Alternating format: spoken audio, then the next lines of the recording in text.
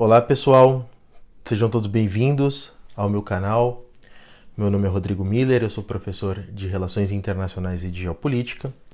E hoje eu gostaria de trazer neste vídeo um assunto muito interessante que a gente pode observar que é um assunto clássico em toda a geopolítica e em todos os debates principais a respeito do tema em todo lugar do mundo, que é: qual potência que é maior? Qual que é a potência que é menor? Aquelas que são de um jeito mais marítimo ou aquelas que são de um jeito mais terrestre? E eu quero trazer hoje um dos pontos interessantes aqui, porque você já deve ter ouvido muitas vezes falar sobre as guerras, e essas guerras elas são geralmente analisadas em diversas formas. Seja ela na sua forma econômica, então nós pegamos ali a Primeira Guerra Mundial. Muitos afirmam que a Primeira Guerra Mundial ela aconteceu por causa do imperialismo das grandes nações europeias. Então a gente vê a Grã-Bretanha tentando ganhar cada vez mais mercados, cada vez mais mercado consumidor, mais recursos naturais, e elas se disputaram por causa disso, por conta da Alemanha, que era uma potência rival à Inglaterra.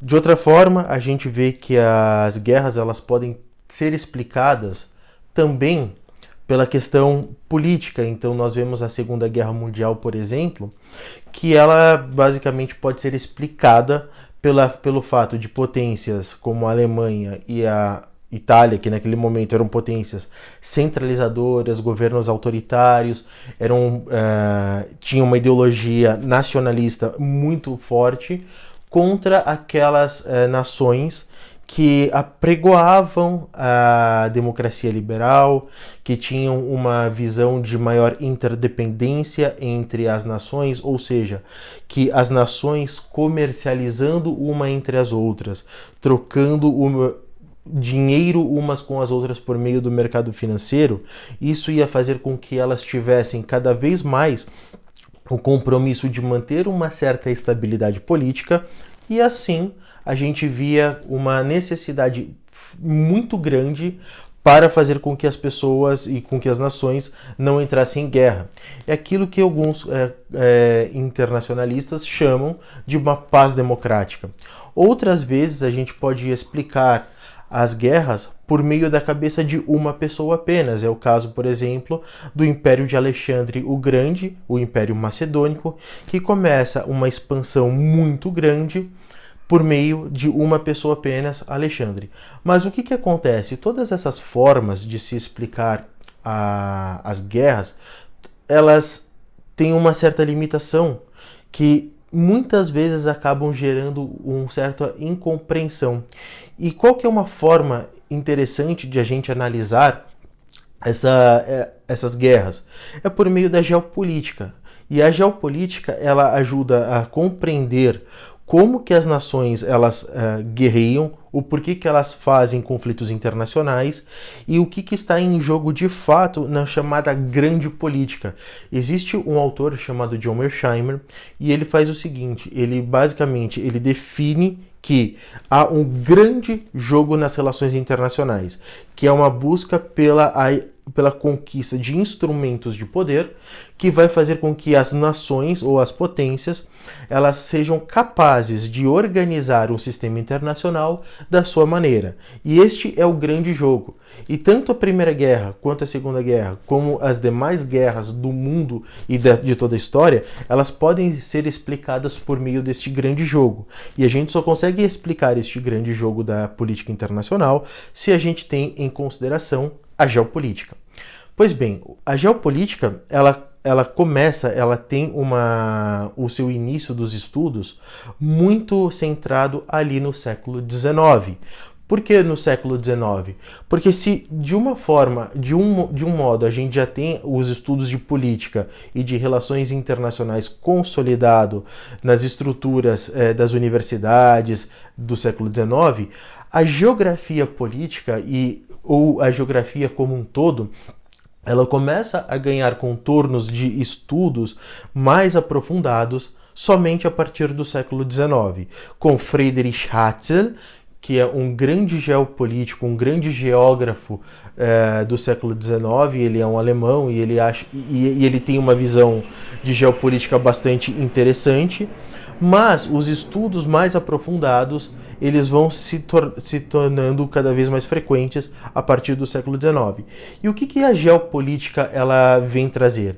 Ela vem trazer essa visão do Estado, das visões políticas, juntamente com a visão do solo. E aqui a gente pode ver uma coisa interessante, que essa junção entre solo e política faz com que a gente tenha uma visão de longo prazo.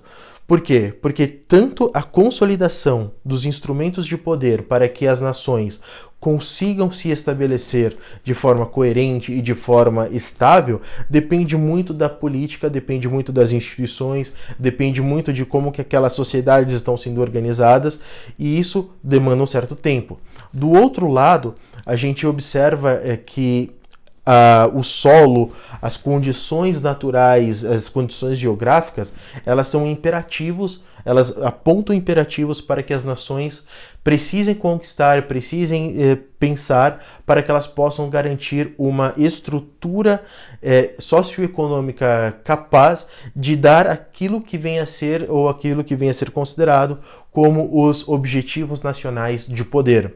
Portanto, essas duas considerações são muito importantes quando a gente está analisando a geopolítica. Isso nos aponta que geopolítica só está vinculada a uma visão nacional de longo prazo. Ou seja, a gente pega uma nação e a gente observa um arco não apenas de uma eleição para outra, mas uma análise que geralmente leva 20, 30, 50, até 100 anos para que a gente possa entender como que vai ser o desenvolvimento das nações. Para se ter uma ideia de como que isso é pensado em países na atualidade, nós podemos pegar o exemplo da China, que teve uma revolução em 1949 e ela tem um plano de desenvolvimento para 2049, portanto, 100 anos desde a Revolução Comunista Chinesa.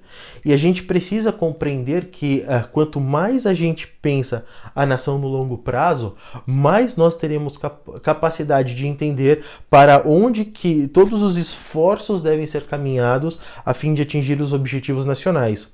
Um ponto interessante da nossa estrutura democrática ocidental hoje é que nós estamos acostumados a ver os movimentos políticos e os planos de governo e qualquer outro tipo de ação instrumental somente nas eleições.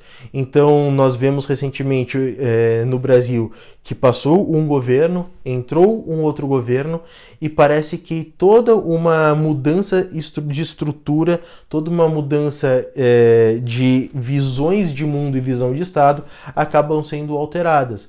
Por isso que é tão interessante a gente notar que essas democracias liberais, elas apresentam uma falha dentro do processo de compreensão a respeito da realidade. Só que nós precisamos voltar a ter essa visão de longo prazo. E essa visão de longo prazo, ela só se dá quando se tem uma visão geopolítica clara. E ao longo da história, pelo menos no século XX, para a gente vir aqui mais rápido e com uma precisão maior, vemos que tivemos estadistas que pensaram essas questões de longo prazo da geopolítica de forma bastante interessante. Foi o caso de Joseph Lenin, né? O grande estadista e autoritário da União Soviética. Ele tinha uma visão de longo prazo para a União Soviética e ele foi implementando isso de forma paulatina, de forma constante, tudo num integrado de forças do Estado para a consecução desse projeto. Outro estadista do século XX que pensou da mesma forma o seu país foi Adolf Hitler. Adolf Hitler, ele sabia da importância de pensar a geopolítica, tanto é que ele trouxe Karl Haushofer, que é um dos grandes geógrafos da Alemanha, um dos grandes pensadores a respeito do poder nas relações internacionais, e ele basicamente foi o guia que colocou a sua visão de geopolítica e geoestratégica dentro do contexto da Segunda Guerra Mundial. Tivemos também Winston Churchill, que na Inglaterra, daquela turbulência da Segunda Guerra Mundial, e depois como que ela se continuaria depois do triunfo contra a Alemanha nazista, Winston Churchill também tinha uma visão de longo prazo. E para nós aqui brasileiros que temos uma tradição lusófona, Antônio de Oliveira Salazar, ele também tinha uma visão de longo prazo para Portugal e para todo o Império Português. Então a gente vê que se a democracia ela vai colocando alguns obstáculos, e do outro lado a gente vê que tem líderes políticos no século XX que pensaram de uma forma mais estratégica as questões geopolíticas e as questões de levar o Estado para um patamar de desenvolvimento mais elevado. E aqui a gente precisa colocar uma coisa interessante: só faz sentido a gente pensar em guerras, em desenvolvimentos de maior longo prazo das nações, se a gente tem essa consideração geopolítica em nossa estrutura de pensamento e nossa estrutura de conhecimento. E para falar um pouco agora dentro dessas duas vertentes que a gente começou no início do vídeo, eu vou colocar dois autores que têm visões bastante diferentes, bastante antagônicas, dentro do qual que é a visão que as nações devem buscar para que elas sejam uma grande nação dentro do cenário internacional.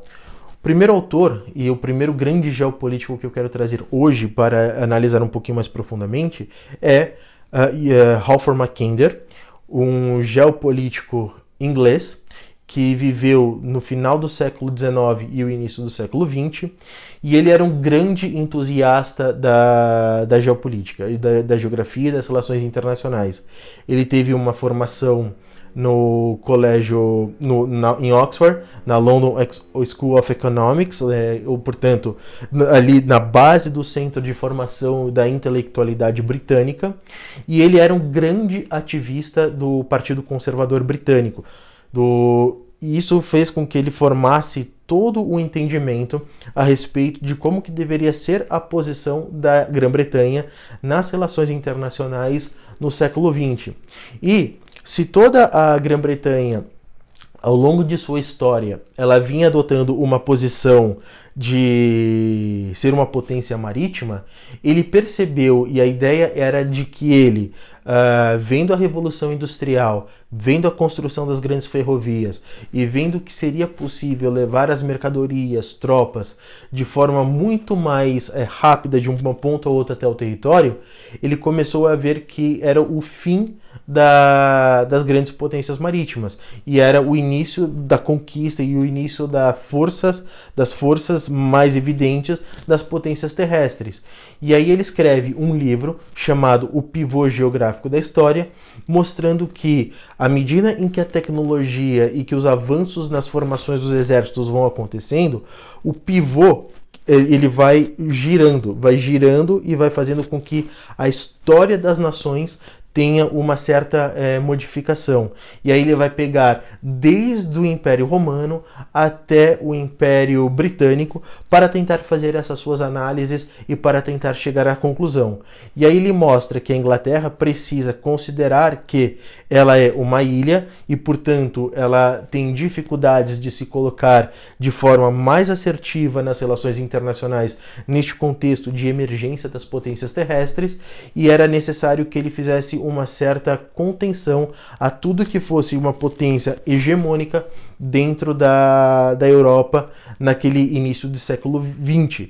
Por isso que ele é um dos maiores entusiastas de frear o Império Alemão, o Segundo Reich alemão, dentro da sua expansão mundial que estava ocorrendo naquele momento. Do outro lado, existe um outro autor importantíssimo para a geopolítica mundial que se chama Alfred Mahan. Quem foi esse cara? Basicamente, ele foi um geógrafo americano e ele pensou o desenvolvimento de toda a estrutura de poder geográfico dos Estados Unidos ao longo de todo o seu processo de expansão para o oeste. Lembrando que os Estados Unidos teve uma grande marcha para o oeste. E aí o que acaba acontecendo? Ele vê que é necessário os Estados Unidos ter as duas costas bastante resguardadas e o desenvolvimento de uma marinha muito forte, muito desenvolvida e que seja rápida e eficaz. Por isso que ele é conhecido dentro dos Estados Unidos como o evangelista do poder naval. E ele vai falar que as nações marítimas, elas dominam as relações internacionais porque elas conseguem ter domínio do fluxo de desenvolvimento das correntes de comércio, e mais do que isso, eles conseguem posicionar tropas para evitar com que as potências terrestres consigam atingir os mares. E se não atingir os mares, eles não vão conseguir ter o deslocamento de tropas em uma grande quantidade de território e, portanto, elas não vão se tornar hegemônicas e vão fazer frente às potências marítimas. Então, dentro desse contexto de geopolítica, nós temos esses dois movimentos, essas duas correntes principais, que vão nortear o assunto da geopolítica durante um bom tempo. São hegemônicas as potências terrestres ou são hegemônicas as potências marítimas? E esse embate ele nos permite analisar de uma forma mais profunda quais são os recursos necessários que essas nações devem ter para que elas possam considerar as suas ações de longo prazo e assim construir aquilo que vem ser o argumento nacional, que em linguagem geopolítica e militar é aquilo pelo qual o Estado vai buscar, e a partir daqui como ganhar esses objetivos. Então, nós precisamos considerar que as guerras, elas não surgem apenas de ideologia, elas não surgem apenas de visões econômicas ou políticas, mas existe um componente geopolítico muito claro e muito evidente que norteiam as ações desses grandes conflitos internacionais. Por este vídeo é isso, meus caros, um grande abraço e até o próximo. Vamos lá!